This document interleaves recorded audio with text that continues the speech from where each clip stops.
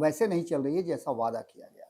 और जब दिल्ली से सरकार चलने लगी तो नीतीश कुमार निश्चित रूप से संट हो गए। नीतीश कुमार ने पहला एक्शन ले लिया है, एक स्टेप उन्होंने बढ़ा दिया है। उनके पीछे पीछे सम्राट चौधरी का भी जाना दिल्ली। कुछ ऐसी घटनाएं बड़ी तेजी से घट रही हैं। बिहार और वर्तमान सरकार को लेकर के सोचने वाले लोग हैं। दूसरी तरफ सम्राट चौधरी मुख्यमंत्री हैं कि नीतीश कुमार के जरा सा कुर्सी पर से इधर उधर होते हैं। नोरमा ग्रुप, जो सोचता है वो करता है।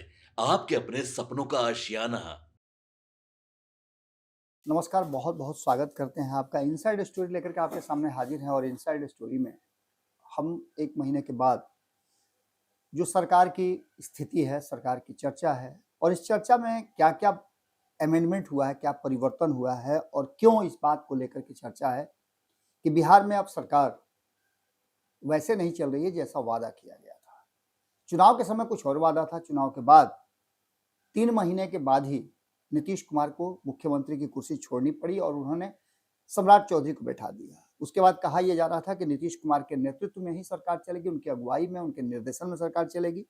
लेकिन अब यह चर्चा होने लगी है कि बिहार की सरकार दिल्ली से चल रही है। और जब दिल्ली से सरकार चलने लगी तो नीतीश कुमार निश्चित रूप से संट होंगे।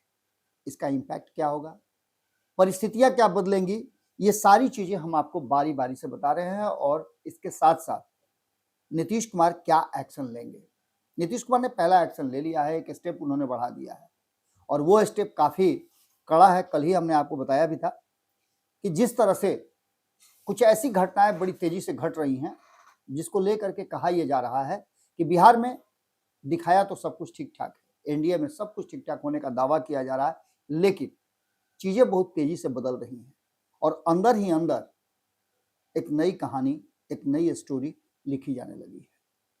आपको बता दें कि जितने भी बिहार और वर्तमान सरकार को लेकर के सोचने वाले लोग हैं, उसमें सबसे पहली बात यहां से शुरू होती है विजय सिन्हा की नाराजगी को लेकर के। हालांकि मैंने कई बार आपको बता दिया है कि विजय सिन्हा ने स्पष्ट कर दिया है कि वो कहीं से नाराज नहीं है और उनकी नाराजगी है ही नहीं। लेकिन प्रधानमंत्री नरेंद्र मोदी से मुलाकात करना और मुलाकात के बाद उनके पीछे पीछे सम्राट चौधरी का भी जाना दिल्ली और वहां जाकर के एनडीए गठबंधन के साथियों को भोज देना।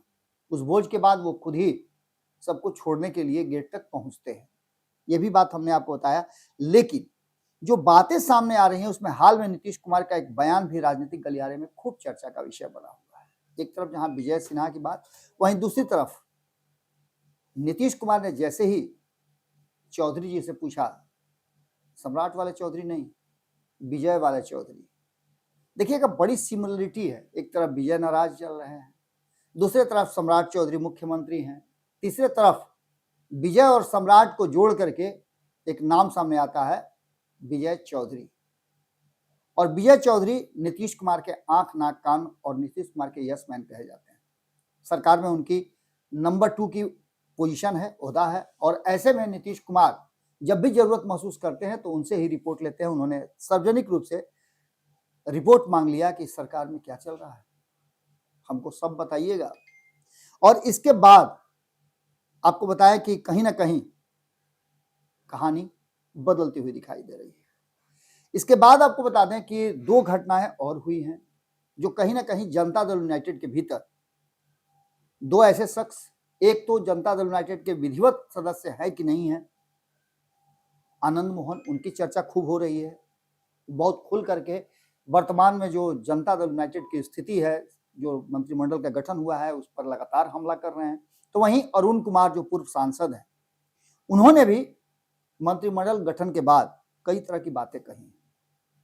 बैलेंस की बात की जा रही है और सब चीजें की जा रही है। और इसी का नतीजा आपने देखा होगा कि कहीं ना कहीं भारतीय जनता पार्टी ने जो नया बिहार का संगठन बनाया है, पदाधिकारियों की लिस्ट जारी की गई है 38 लोगों की, उसमें सवर्णों को और खास करके भूमिहार समाज को अच्छा खासा प्रतिनिधित्व दिया गया, राजपूतों को भी उसमें जोड़ा गया है।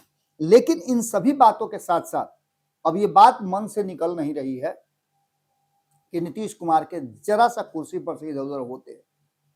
बिहार में एकमात्र सीट का चुनाव जिसमें जदयू हार जाती है, विधान परिषद के सीट पर, और जीत राजद की होती है, महागठबंधन की होती है। ऐसे में अब सामंजस्य की बात किए जाने लगी है। सामंजस्य की बात यह की जाने लगी है कि भारतीय जनता पार्टी ने इसे मात्र एक सीट समझा इसे प्रतिष्ठा से जोड़ करके नहीं देखा और उस हिसाब से मेहनत भी नहीं किया। ये सारी बातें हम आपको लगातार सिलसिलेवार ढंग से बताते आ रहे हैं और आप जानते हैं कि जब घड़ा थोड़ा थोड़ा करके भरता है तब जाकर के उसमें से उफान आता है। स्थिति लगभग वही हो गई है और ये सरकार 1 महीने के बाद ही, अभी दूसरे महीने की शुरुआत ही हुई है और तब तक इस सरकार को लेकर के कई तरह की अटकलें लगाई जाने लगी है। दिल्ली में कोशिश की गई एकजुटता दिखाने की और ये तब हुआ जब एक दिन पहले लालू प्रसाद ने अपना शक्ति परीक्षण किया था और सबको जुटान किया था। उसके दूसरे दिन ही साफ साफ नजर आया कि भारतीय जनता पार्टी ने सम्राट चौधरी के माध्यम से एक संदेश देने की कोशिश की और एनडीए के घटक दल के साथियों के साथ एक भोज का आयोजन किया गया। सभी बहुत ही जॉली मूड में नजर आ रहे थे, चिल नजर आ रहे थे, जो आज की भाषा में कहा जाता है। लेकिन सबकी निगाहें मीडिया से लेकर के और राजनीतिक गलियारे में भी, खास करके एनडीए के लोग भी एक चेहरा तलाश कर रहे थे। वो चेहरा नहीं मिला, जो कहीं ना कहीं एनडीए गठबंधन को एक चेतावनी भी दे चुका है कि उसे भी और लोगों की तरह समझा जाए। वो भी एक घटक दल है, संख्या बल से नहीं बल्कि सरकार का एक अंग है, जीतन राम मांझी। इस मीटिंग में, इस भोज में जीतन राम मांझी शामिल नहीं थे और जिन लोगों को शामिल किया गया था उनको लेकर के अब कहानी अलग होने लगी है। आपको बता दें कि ये बात तो साफ साफ नजर आती है कि सरकार फिलहाल खतरे में नजर नहीं आ रही है, लेकिन जो चीजें सामने आ रही हैं वो कम भी नहीं है।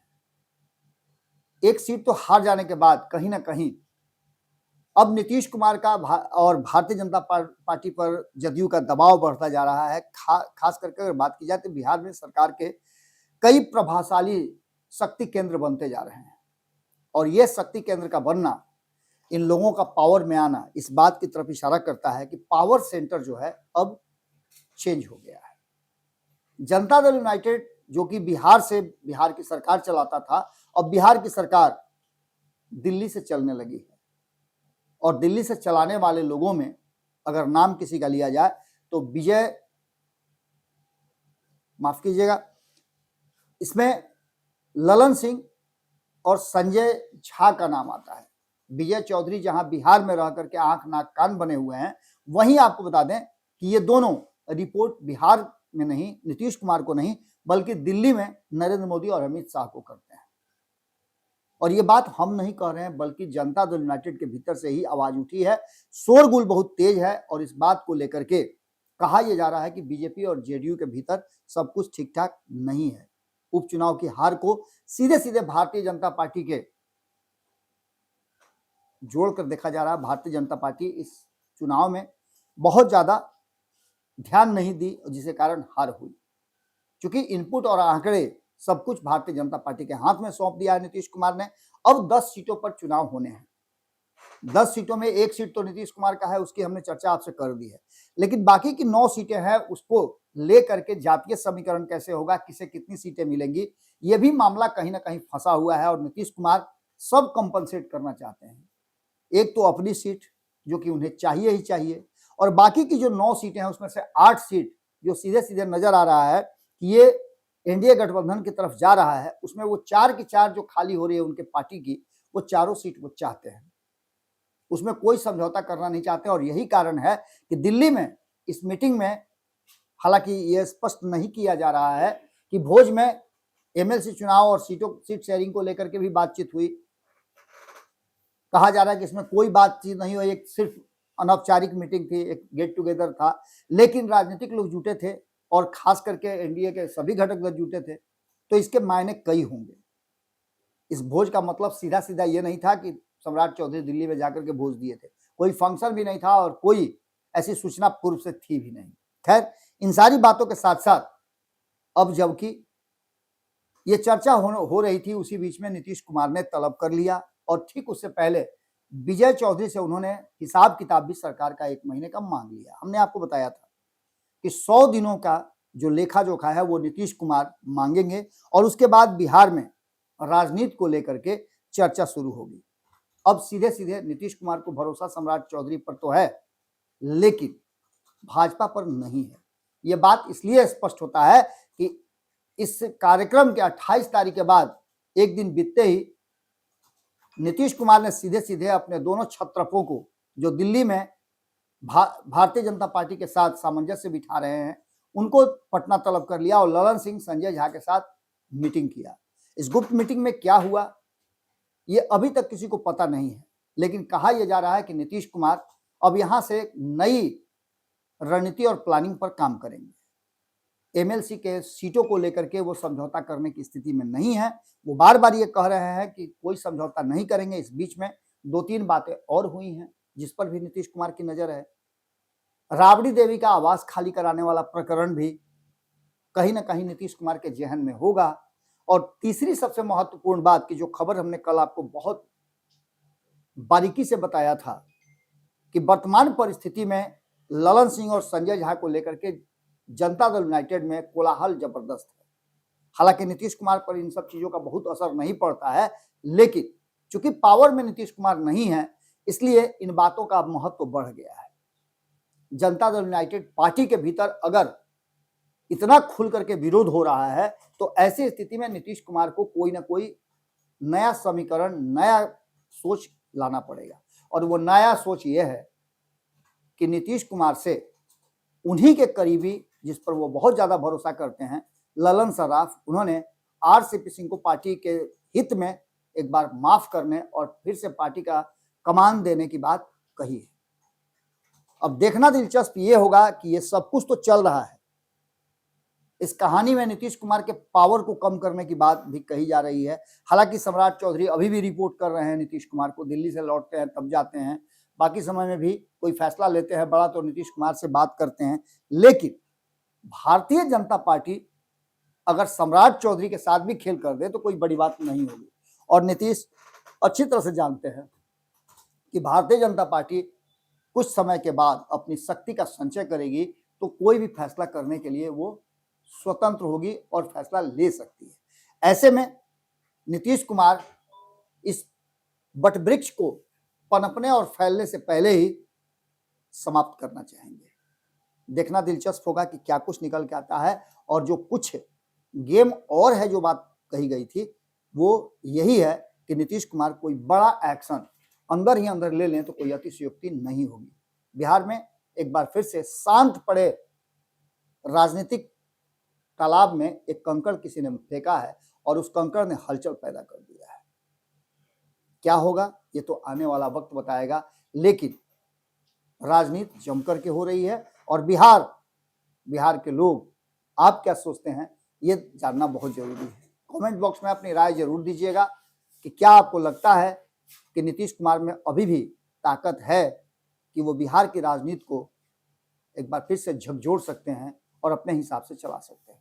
जुड़े रहिए भारत लाइव के साथ, खबरों का सिलसिला लगातार जारी है। बहुत बहुत धन्यवाद। आपके सपनों को हमने सजाया है, ई होम्स पैनोरामा को हमने बनाया है। ई होम्स मेरा एक सपना था जिस पे मैं पिछले 4 साल से काम कर रहा था। हमने जो बनाया है वो सबने है माना। ई होम्स पैनोरामा में हो आपका भी आशियाना। और फाइनली हमने 2021 में इस प्रोजेक्ट को लॉन्च किया। बहुत लोग अप्रिशिएट कर रहे हैं कि पूर्णिया जैसे शहर में, बिहार के, एक तो बिहार की बात करें उसमें भी पूर्णिया जैसे छोटे जगह में इस तरह का लाइफस्टाइल देना, ये सुन के हम लोगों को बहुत अच्छा लगता है। ई होम्स में हमने कुछ और भी किया है, जैसे हम जिस जगह में रह रहे हैं हमारे फैमिली सिक्योर हो, उनको सिक्योरिटी का ध्यान में रखा है। आपकी सुविधा और सुरक्षा आपके लिए खास है, ये आपका विश्वास है। इसमें आर्टिफिशियल इंटेलिजेंस का 7 लेयर सिक्योरिटी का हमने इस्तेमाल किया है। लस ग्रीन कैंपस को बनाया है। यदि हमारा बाउंड्री वाल है तो वो वर्टिकल गार्डन है। ये जितनी भी फैसिलिटी होता है एक इंटरनेशनल टाउनशिप में ई होम्स है, ये हम लोग विश्वास नहीं कर पा रहे हैं। जो भी हमारे मित्र, दोस्त या जो भी हमारे बाहर के बाहर आते हैं तो हम लोगों को बहुत अच्छा सुनने को मिलता है और बहुत अच्छा क्रेडिट मिल रहा है। वो सारा हमने सिर्फ एक बिल्डिंग नहीं बनाया, हमें एक बहुत अच्छा लाइफस्टाइल दिया ई होम्स में, और मेरा एक सपना था जिसको मैं आज फुलफिल होते हुए देख रहा हूँ। ये आपका आवास है। ई होम्स पैनोरामा में अब आपका निवास है। E homes panorama, luxurious lifestyle redefined. Panorama group, जो सोचता है वो करता है। अगर ये वीडियो पसंद आई और वह बिहार के राजनीति और बिहारियत से सरोकार रखेनी तो सब्सक्राइब बटन दबा के चैनल के सब्सक्राइब कर ली। ओजे एगो घंटी बा, ओकरा बटन दबा देला से कुल सटीक और मारक खबर रुआ मुफ्त में मिल जाई। अगर रुआ पत्रकारिता के हमनी के नया प्रयोग में सहयोग कर चाहतानी तो ज्वाइन बटन दबा दी। पेटीएम नंबर नोट कर ली 9386816700।